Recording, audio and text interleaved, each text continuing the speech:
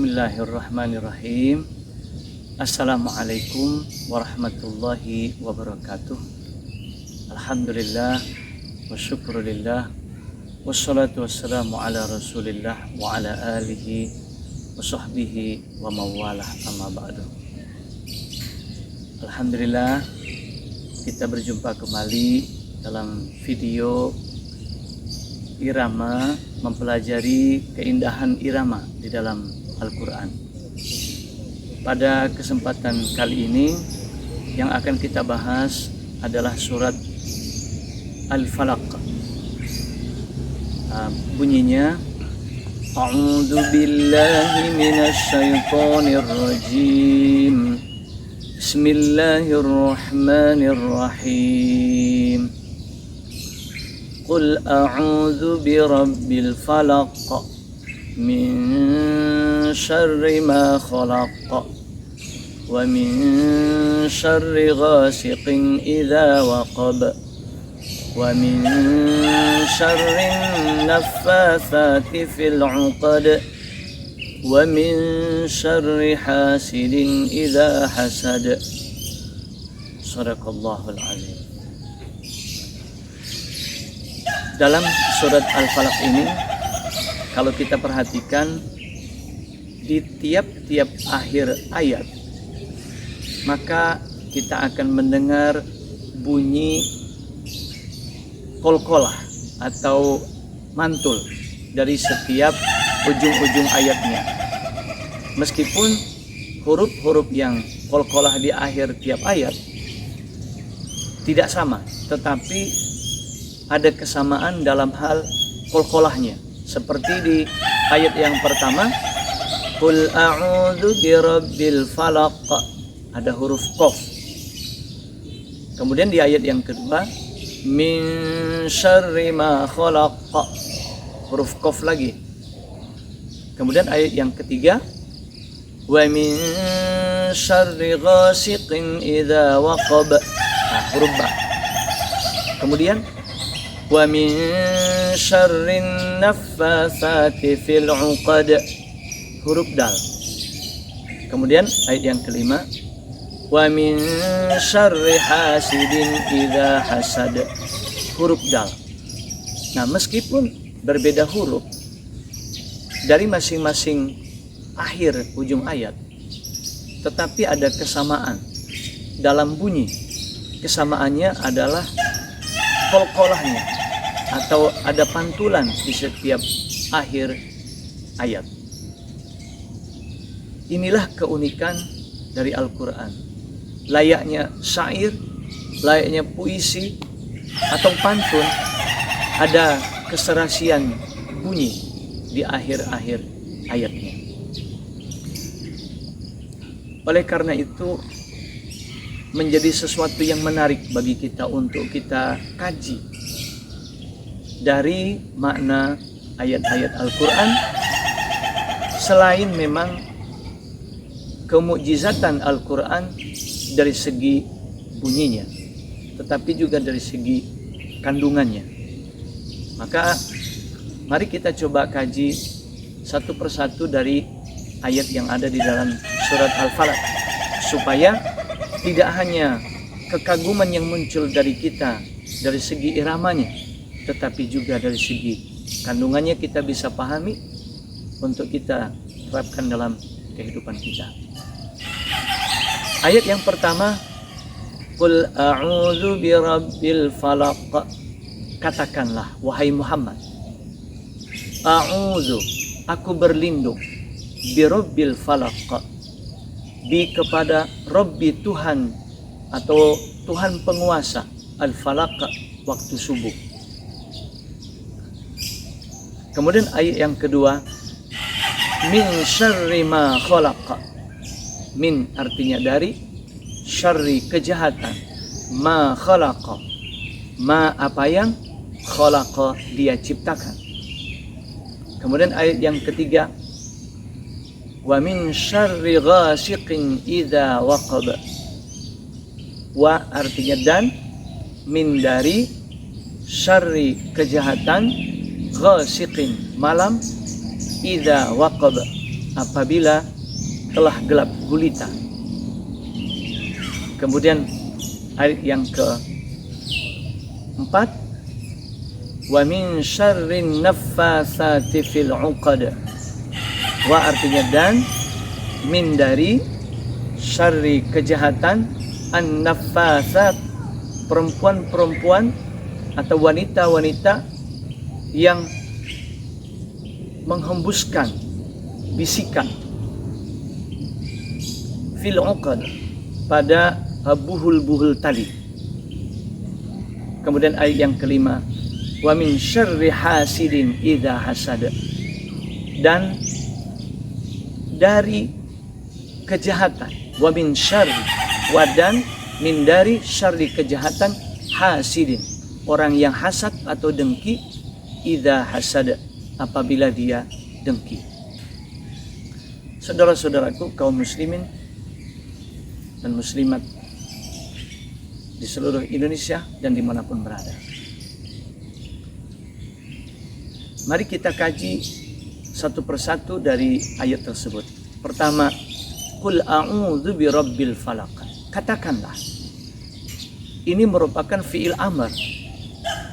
Allah menyuruh Nabi Muhammad untuk mengatakan. Apa yang Allah suruh Nabi Muhammad katakan? A'udzu birabbil falaq. Aku berlindung kepada Tuhan penguasa waktu subuh. Jadi Allah suruh Nabi Muhammad untuk minta perlindungan kepada Allah, yang mana Allah ini Tuhan penguasa waktu subuh. Kenapa kok waktu subuh Allah khususkan menggambarkan dirinya sebagai penguasa waktu subuh? Karena waktu subuh ini merupakan waktu-waktu yang khusus atau spesial.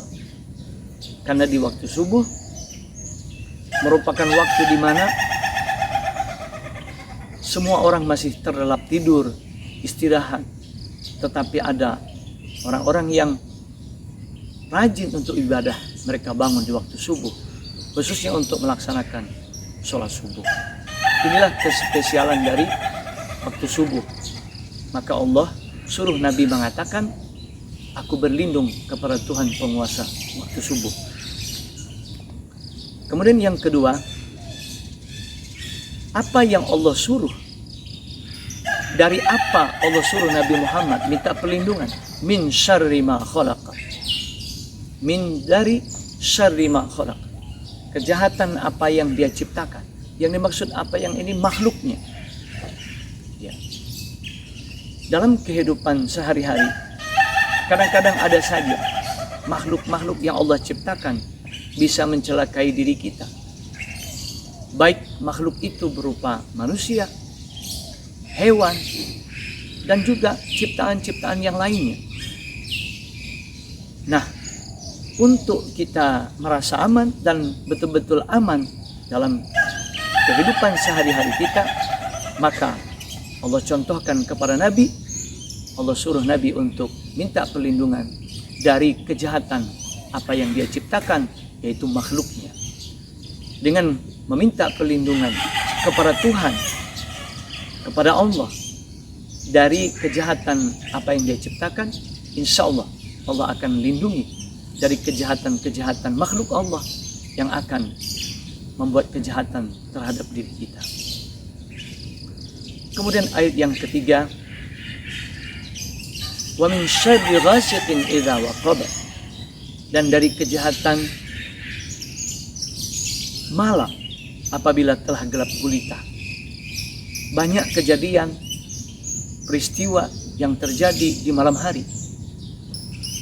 Apalagi zaman dulu yang belum ada listrik, belum ada penerang yang cukup signifikan. Bumi atau negeri tempat di mana ditinggali dalam keadaan gelap gulita, dan dalam keadaan gelap gulita itulah seringkali terjadi kejahatan-kejahatan yang tidak terduga. Entah kejahatan dari makhluk Allah yang nyata seperti manusia, entah kejahatan dari makhluk Allah yang halus seperti jin, setan. Apabila malam telah datang dan gelap gulita. Nah, kalau kita berlindung kepada Allah seperti yang Allah contohkan kepada Nabi, meminta perlindungan kepada Allah, maka kejahatan-kejahatan yang akan terjadi pada malam hari yang telah gelap gulita yang akan terjadi pada diri kita, maka Allah akan lindungi diri kita. Kemudian wa min syarrin naffasati fil 'uqad, dan dari kejahatan wanita-wanita atau perempuan-perempuan yang menghembuskan atau membisikkan fil 'uqad, dalam atau pada buhul-buhul tali. Jadi wanita-wanita ini maksudnya wanita-wanita penyihir. Kalau ada penyihir-penyihir, terkhusus wanita-wanita yang akan menyampaikan atau mengirimkan kejahatan kepada diri kita pada buhul-buhul tali yang mereka tiupkan, maka Allah akan lindungi kita. Jadi kalau kita minta perlindungan kepada Allah dari kejahatan penyihir-penyihir wanita yang mengirimkan kiriman kejahatan-kejahatan berupa penyakit atau benda-benda yang akan membuat diri kita sakit, Allah akan lindungi kita.